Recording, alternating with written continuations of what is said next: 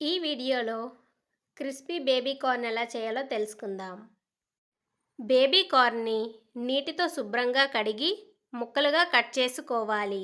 తరువాత మరుగుతున్న నీటిలో బేబీ కార్న్ ముక్కలు వేసి 5 నిమిషాల పాటు ఉడికించాలి. ఇప్పుడు ఒక బౌల్లో 4 టేబుల్ స్పూన్స్ కార్న్ ఫ్లోర్, రుచికి సరిపడా ఉప్పు, కారం, పసుపు, తగినన్ని నీళ్లు వేసి విస్కర్తో బాగా కలుపుకోవాలి.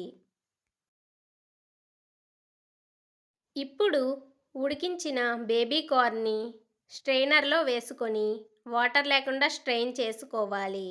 ముందుగా కలిపి పెట్టుకున్న కార్న్ ఫ్లోర్ మిశ్రమంలో ఈ ముక్కలు వేసి కార్న్ ఫ్లోర్ ముక్కలకి బాగా పట్టిన తర్వాత మరుగుతున్న ఆయిల్లోకి ఈ ముక్కలు వేసుకొని రెండు వైపులా కాల్చుకుంటే క్రిస్పీ బేబీ కార్న్ రెడీ అయిపోతుంది.